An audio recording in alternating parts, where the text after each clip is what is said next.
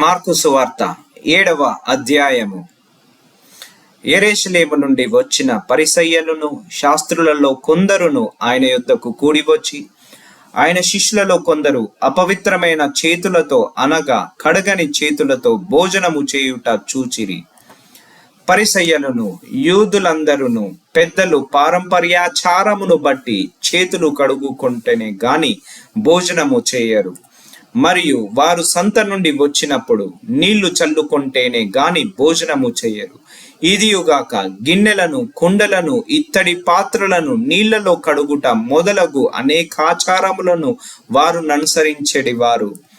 అప్పుడు పరిసయ్యులను శాస్త్రులను, నీ శిష్యులెందుకు పెద్దల పారంపర్యాచారము చొప్పున నడుచుకొనక అపవిత్రమైన చేతులతో భోజనము చేయుదురని ఆయన అడిగిరి.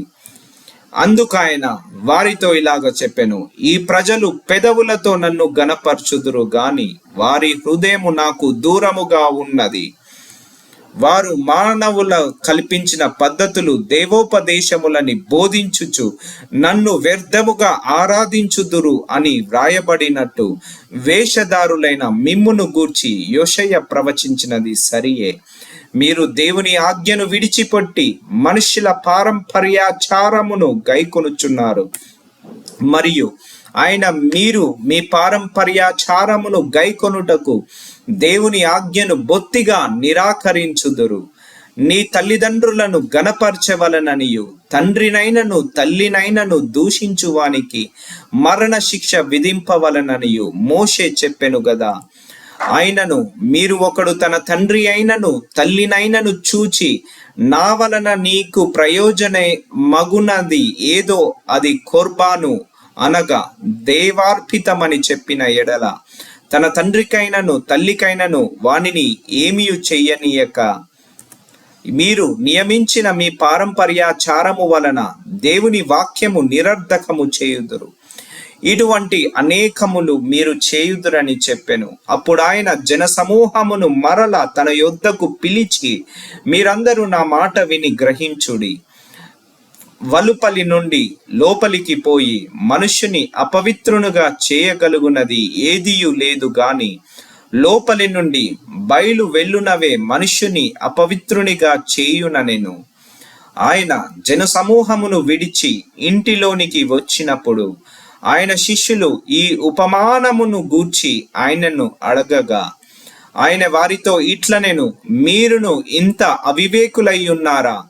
వెలుపలి నుండి మనుష్యుని లోపలికి పోవున్నది ఏదియు వానిని అపవిత్రునుగా చేయజాలదని మీరు గ్రహింపకున్నారా? అది వాని హృదయములలో ప్రవేశింపక కడుపులోనే ప్రవేశించి బహిర్భూమిలో విడువబడును. ఇట్లు అది భోజన పదార్థములన్నింటినీ పవిత్రపరచును. మనుష్యుని లోపలి నుండి బయలు వెళ్ళునది మనుష్యునికి అపవిత్రపరచును. లోపలి నుండి అనగా మనుష్యులు హృదయములో నుండి దురాలోచనలను, జారత్వములను, దొంగతనములను, నరహత్యలను, వ్యభిచారములను, లోభములను, చెడుతనములను, కృత్రిమమును, కామ వికారమును, మత్సరమును, దేవదూషణయు, అహంభావమును, అవివేకమును వచ్చును. ఈ చెడ్డవన్నీయు లోపలి నుండియే బయలు వెళ్ళి మనుష్యుని అపవిత్రపరుచునని ఆయన చెప్పెను. ఆయన అక్కడ నుండి లేచి తూరు సీదోనుల ప్రాంతములకు వెళ్ళి ఒక ఇంట ప్రవేశించి ఆ సంగతి ఎవనికి తెలియకుండవలెనని కోరేను గాని ఆయన మరుగై ఉండలేకపోయెను. అపవిత్రాత్మ పట్టిన చిన్న కుమార్తె గల ఒక స్త్రీ ఆయనను గూర్చి విని వెంటనే వచ్చి ఆయన పాదముల మీద పడెను.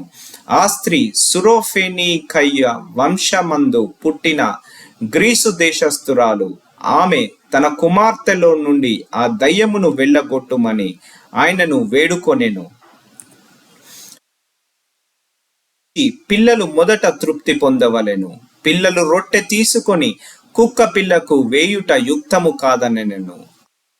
నిజమే ప్రభువా, అయితే కుక్క పిల్లలు కూడా బల్ల క్రింద ఉండి పిల్లలు పడవేయు రొట్టె ముక్కలే తినును గదా అని ఆయనతో చెప్పెను. అందుకైన ఈ మాట చెప్పినందున వెళ్ళుము, దయ్యము నీ కుమార్తెను వదిలిపోయినదని ఆమెతో చెప్పెను. ఆమె ఇంటికి వచ్చి తన కుమార్తె మంచము మీద పడుకొని ఉండుటయు దయ్యము వదిలి పోయియుండుటయు చూచెను. ఆయన మరల తూరు ప్రాంతములు విడిచి సీదోను ద్వారా దెకపోలి ప్రాంతముల మీదుగా గలిలియ సముద్రమునొద్దకు వచ్చెను. అప్పుడు వారు చెవుడు గల నత్తివాని అతని ఆయన యొద్దకు తోడుకొని వచ్చి వాని మీద చెయ్యి ఉంచుమని ఆయనను వేడుకొనిరి. సమూహములో నుండి ఆయన వానిని ఏకాంతమునకు తోడుకొని పోయి వాని చెవులలో తన వ్రేళ్లు పెట్టి ఉమ్ము వేసి వాని నాలుక ముట్టి ఆకాశము వైపు కనులెత్తి నిట్టూర్పు విడిచి ఎఫ్ఫతా అని వానితో చెప్పెను. ఆ మాటకు తెరవబడుమని అర్థము. అంతటా వాని చెవులు తెరవబడెను. వాని నాలిక నరము సడలి వాడు తేటగా మాటలాడుచుండెను. అప్పుడు ఆయన అది ఎవనితోనూ చెప్పవద్దని వారికి ఆజ్ఞాపించెను.